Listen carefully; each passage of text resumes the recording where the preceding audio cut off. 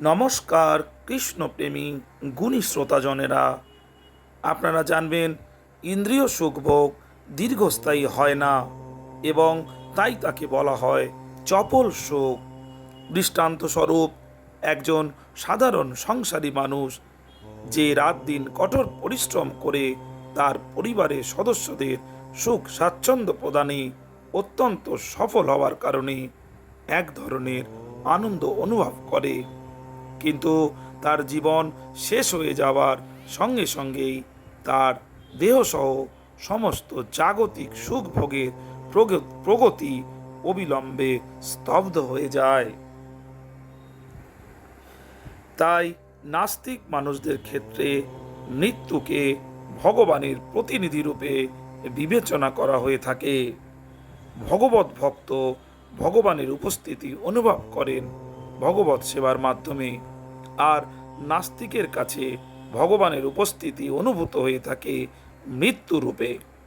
মৃত্যুর সময়ে সব কিছু শেষ হয়ে যায় এবং সেই জীবনের থেকে হয় উচ্চ কিংবা নিচ পর্যায়ের নতুন একটি অবস্থায় সকলকে আবার জীবনের নতুন একটি অধ্যায়ের সূচনা করতে হয়।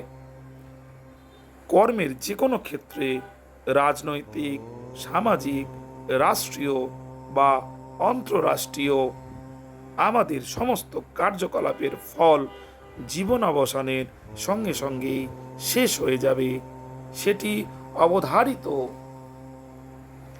কৃষ্ণপ্রেমী শ্রোতাজনেরা, কৃষ্ণ সাধনার মধ্যে দিয়ে পরমার্থিক সুখ লাভ করা যায়। আমরা সকলেই আনন্দের অন্বেষণ করে চলেছি, কিন্তু শ্রীকৃষ্ণের সঙ্গে সম্পর্কিত আনন্দ সময়ের কাছে অন্য সমস্ত আনন্দই বিবর্ণ হয়ে যায়। যদি আমরা কেবল তার প্রতি উন্মুখ হই, তাহলে আমাদের ঈপ্সিত সমস্ত আনন্দের সন্ধান আমরা অবশেষে লাভ করতে পারব। শ্রীকৃষ্ণের পরম আকর্ষণীয় ব্যক্তিত্ব ও কার্যকলাপ সম্বন্ধে অবহিত হয়ে আনন্দের এক অনন্ত আধারে প্রবেশ করতে পারবেন। শ্রোতাজনেরা,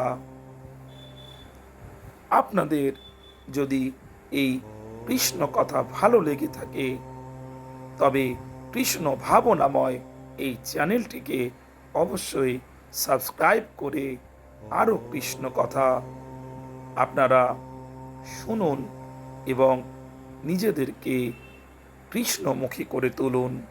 ভালো থাকবেন। নমস্কার।